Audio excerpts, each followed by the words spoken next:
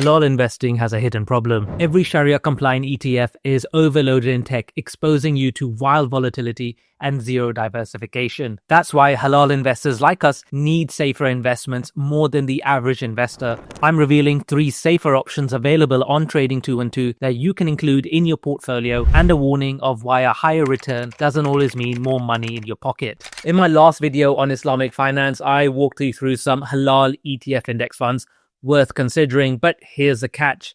What we looked at was a high risk strategy with more ups and downs than most investors are comfortable with. Now, normally when people talk about safe, low risk halal investing, the advice is almost always the same. The Franklin Global Sukuk Fund. I even covered it in my previous video, but it's not available on Trading 212. Now, before we begin the video, the usual disclaimer: this is not financial advice. Always do your own research and what's best for you. And with any investing, your capital that you invest can go up as well as down. So the first fund available on Trading 212 is HSBC Global Funds ICAV, the Global Sukuk Fund. Now, these safer investments that I'll be covering in this video are primarily sukuks, the Sharia-compliant version of bonds. But what's the difference?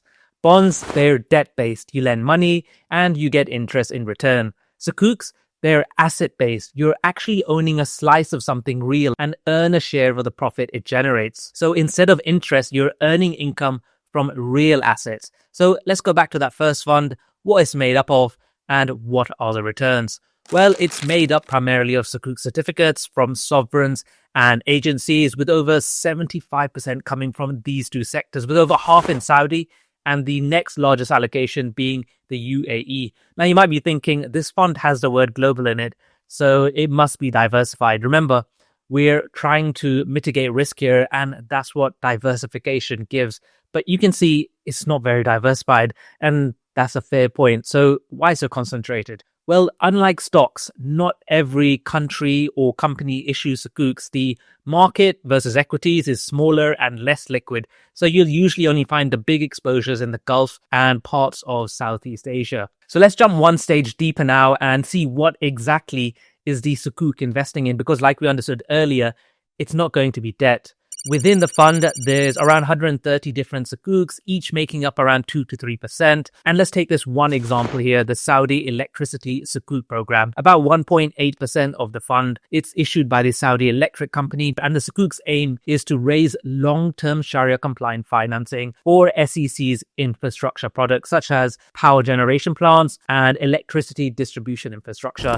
And as these items are produced or purchased, you as the owner of these assets, which is what the sukuk essentially grants you, will give you steady profit distributions, which will come through as dividends and capital growth in the sukuk's fund value.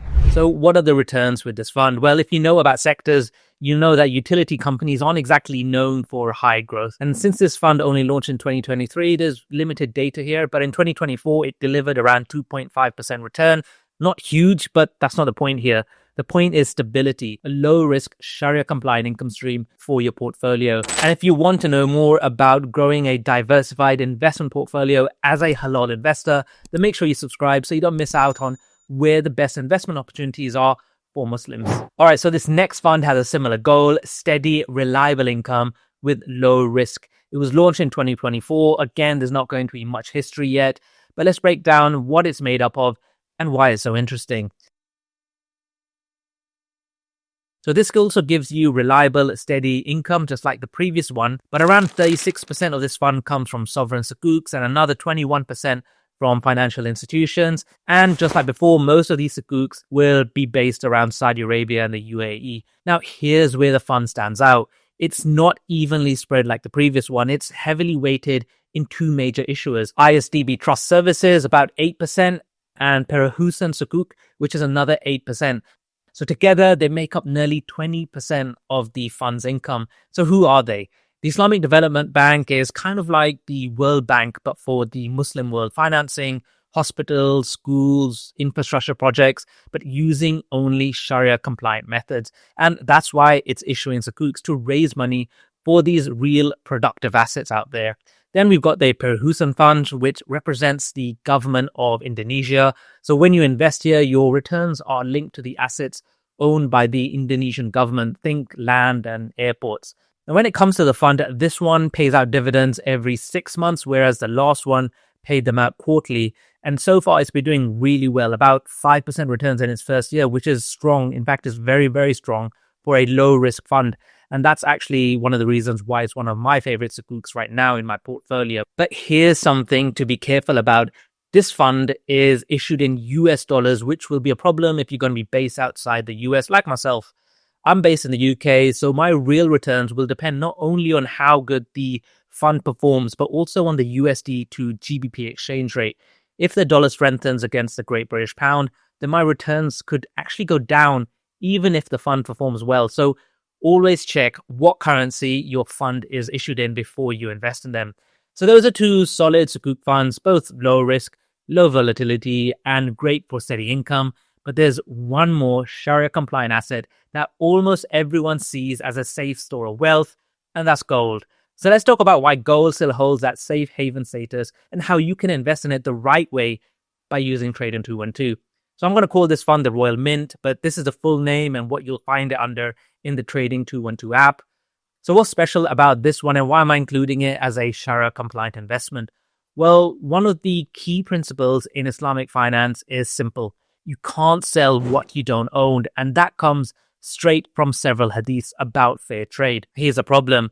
Most gold ETFs you'll find on the market aren't actually backed by real gold. They're based on futures, options, or other derivatives, which means there is no physical ownership of the gold itself. You're just trading paper claims. But the Royal Mint, the one we're talking about here, is different. It's one of the few that actually has physical holdings of gold in its vaults and even states this on its website that it's Sharia compliant. So that's why it makes a list. Now, let's talk numbers. Just like the Sukuk fund, this one is issued in US dollars. So again, if your home currency is something else, say you're in the UK, you'll need to watch out for those FX movements because they'll affect your eventual returns. Performance-wise, it's been really strong, but partly because gold prices in the past few years have skyrocketed to record levels.